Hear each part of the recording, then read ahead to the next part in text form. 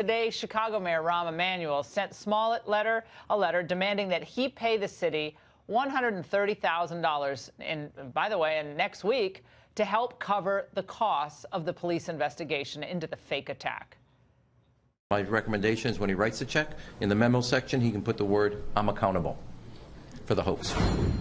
Well, joining me now is Martin Preib. He's the vice president of the Chicago Fraternal Order of Police. All right, $130,000. That's Rahm's bill to Jussie. Is that enough? No, that's not enough. It would have been much better if the mayor joined in calling for the federal investigation. We really feel strongly that he should have done that. I mean, he demanded a federal investigation of the police department. He advocated for a consent decree that we think is unjustified and that the Trump administration and Jeff Sessions thought was unjustified. So we definitely think this is worthy of a FBI investigation. Yeah, Martin, I want to play what you're referring to is what Mayor Emanuel said today about basically telling Trump to butt out. Watch. Yeah.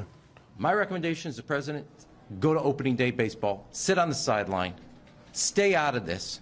You created a toxic environment. It's almost like he had to get back in the good graces of the left after his performance the day before, where he actually sounded reasonable and really smart on this issue. Now it's got to get back to hating Trump, because actually this hate crime was really created by Trump. And that's kind of implicit in what he's saying there, Martin. Well, I mean, you said that, yes, and I'm not going to disagree with you. And like I said, when the Obama Justice Department was running things, he was all in favor of them coming into Chicago, initiating investigation that we didn't think was justified based upon false assumptions. It was a kind of a ludicrous investigation.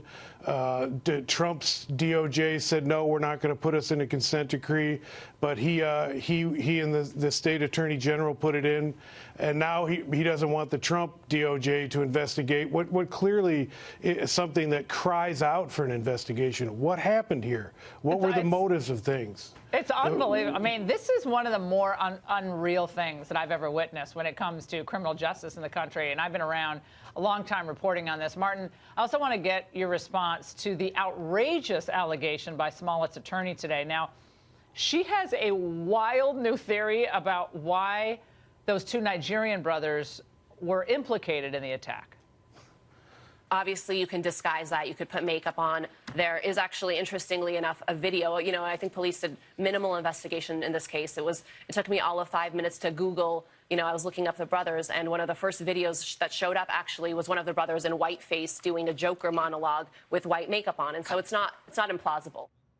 Okay, Martin, does she really think you all in the Chicago PD are that dumb? So now the Nigerian brothers were in whiteface? That's the new thing they're going with?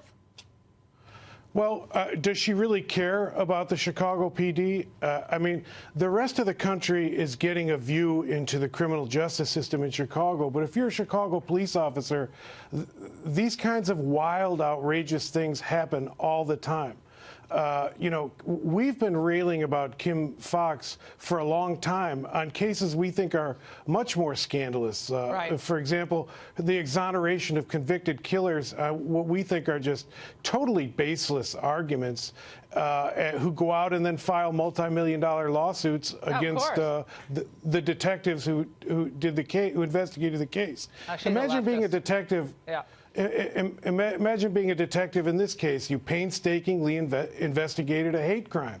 And now they're turning, you know, they're ridiculing you. They're making a laughingstock out of the cities, out of the police officers. It's outrageous. Way, but it's beyond outrageous. But she has an anti-police mentality, deep in her bones, anti-police. And I agree with you on the Obama consent decrees that handcuff police officers across this country. And by the way, everyone should know this. On Monday, and we'll be covering it on Monday, there's going to be a big police protest. The police union's going to have a protest against Kim Foxx. You see the details there, 69 West Washington.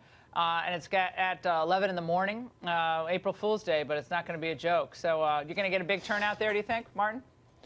We hope so. Our first vice president, Pat Murray's putting it together. He's doing a great job. The members, the members are outraged about this case, and they're finally happy that the national media is looking at it. And Chicago's crying out for some really good investigative journalism. It really is. Martin, thank you so much. We really appreciate your joining us and what the Chicago PD do. Thank you so much. Thank you so much.